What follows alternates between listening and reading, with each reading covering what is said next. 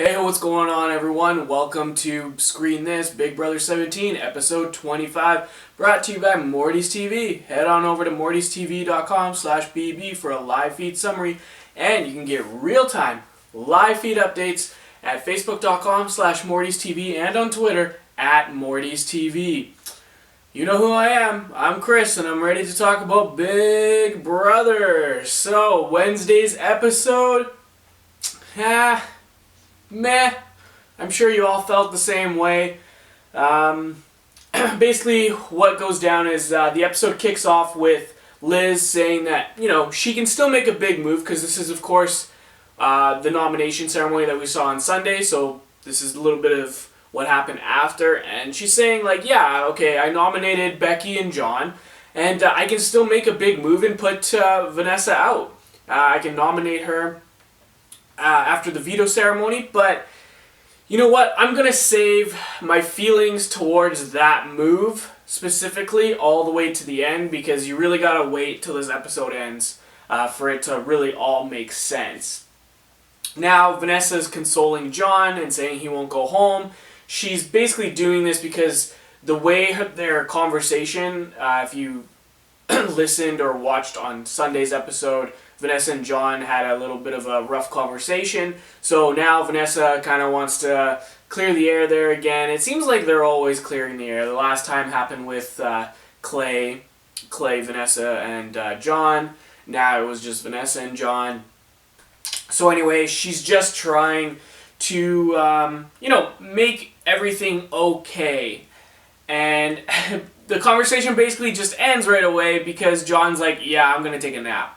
And that was it. He just closed his eyes, and Vanessa's like, okay. So, a little weird. Now, Austin, Liz, and Julia, they're in the cabana room. They're talking about how John gave Austin this death stare, apparently. Like, you see it, but I don't know. Is it really considered a death stare? Apparently, Austin is pissed now. I don't get it. Like, then they all talk about how he could go to them, like John could go to them to make a deal. But then why would he make a deal? Because when their next comment in the episode is, oh, we're all close, when Shelly and Clay were in the house. So if you guys are all close, why would John have to come to you to make a deal? We didn't see John, go to Liz and ask like, oh, what's going on and things like that. So yeah, maybe John should have. But at the end of the day, this whole death stare thing, Austin's just making a big deal out of nothing like usual. It's what we expect in every episode from Austin. Now, Liz and Austin want to talk to Johnny Mac to see where his head is at. John joins them in the HOH room, and Austin asks John what John wanted to talk about before Vanessa came running upstairs to tell them what happened.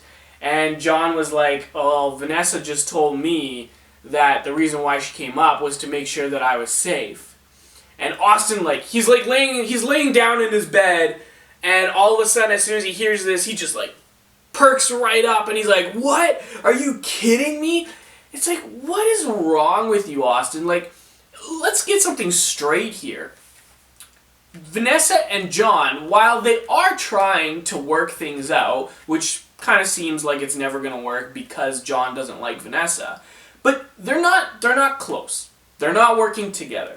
So why would Vanessa tell John the truth?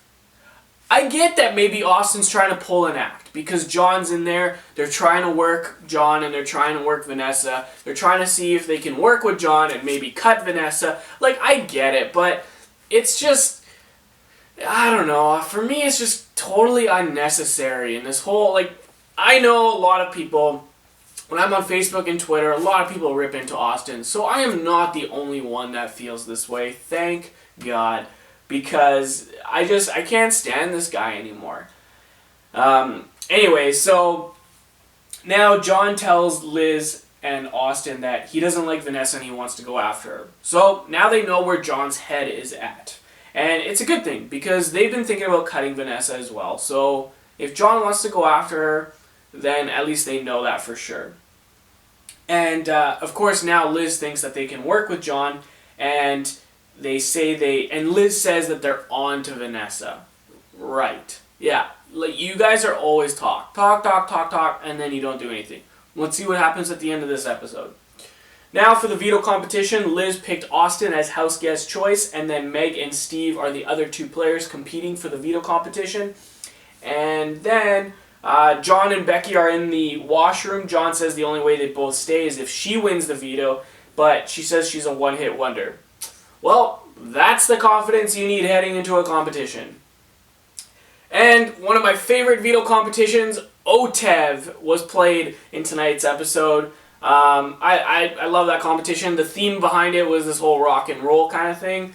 So the first one eliminated was John, because he did mention, one thing I forgot to mention was he did tell Liz and Austin that he would throw, well, he told Austin that he would throw the competition. And because he wants to gain Liz and Austin's trust. So the first one eliminated in the veto competition is John, followed by Steve, and then Becky and Meg, which, if you can do some quick process of elimination, that means Liz and Austin are the final two competing for the veto, and Liz won. And it wasn't because Austin threw it, because you would think, hey, I'm going to throw this competition to be the bigger man. And but no, he was actually trying to win it, because apparently a kiss was on the line, as per usual, and he did not win. Liz is your veto winner. But then here's the thing, as soon as Liz got the veto in her hands, she kissed Austin. So, win-win for him. He doesn't get any blood on his hands if he were to use it. Now it's all up to Liz. Vanessa heads up to the HOH room. She celebrates for like 5 seconds with Liz, and then boom, straight to game talk. I don't get this chick. Why can't she? She's extremely paranoid. But I don't, just calm down. Especially if you think you're working closely with Austin, Liz, and Julia, why are you still trying to talk game with them? Just enjoy your time in the house. Just enjoy it. Stop stressing out and freaking out about every single thing that's going on in the house. God damn. Now, the funny part, there's actually quite a few funny parts in tonight's episode. But this one takes the cake. Liz comes downstairs from her HOH room, and Julia notices something on her neck. What could that be?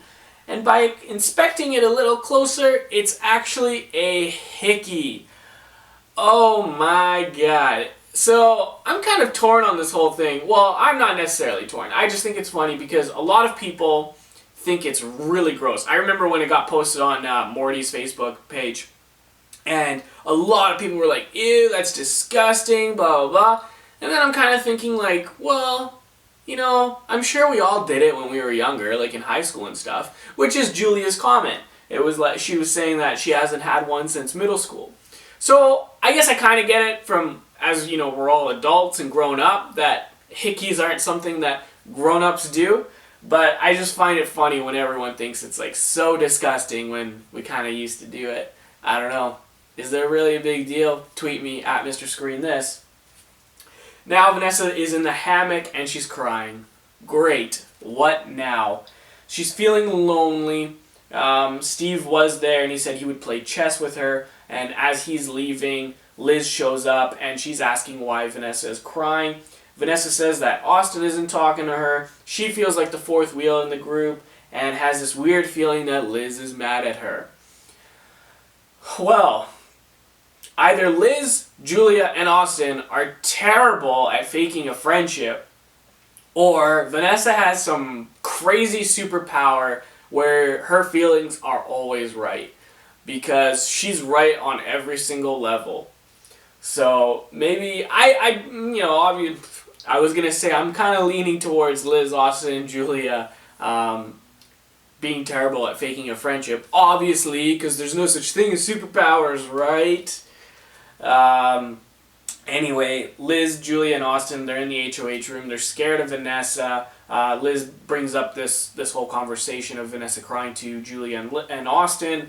Liz says that Vanessa needs to go. It's probably like the third or fourth time we've heard it in this episode. She's worried that if they keep her another week, Vanessa might go after Austin. And so what happened at the veto ceremony? This is, Liz has said, oh yeah, we need to go after Vanessa. I need to, make a big move. Da da da da da. Well, Liz doesn't use the veto, and nominations stay the same. They're all talk. Liz did mention at the end of the episode that other people are targeting Vanessa, so why get the blood on her hands? Makes sense. But what I said at the beginning of the episode is that I was going to talk about this at the very end.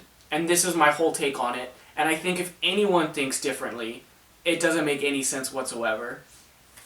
One of my friends told me that they absolutely hate Vanessa and they want her gone, and she wants her gone. And I'm sitting there and I'm thinking, you know what? Aside from all this drama stuff that Vanessa's pulling, she's still a pretty darn good player. And, my friend was saying like, oh yeah, Liz has to put Vanessa up and take her out. But here's the thing. Regardless, Vanessa doesn't work with John. Vanessa doesn't work with Steve. Well, I'm sorry, she does, but Steve's not an issue. Vanessa doesn't work with James. I'm talking about the other side of the house. So Vanessa doesn't work with John. She doesn't work with James. She doesn't work with Meg. She doesn't work with Becky. So she's basically all alone. But why would you be scared of Vanessa flip-flopping?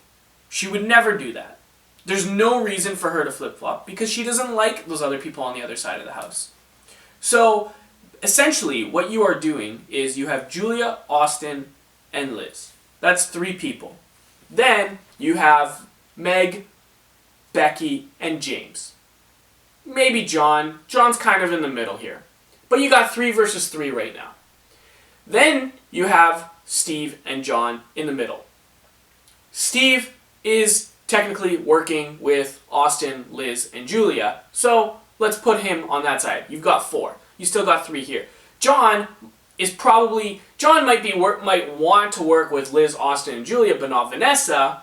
But he's a lot closer with Becky and most likely Meg and James. So it's 4-4.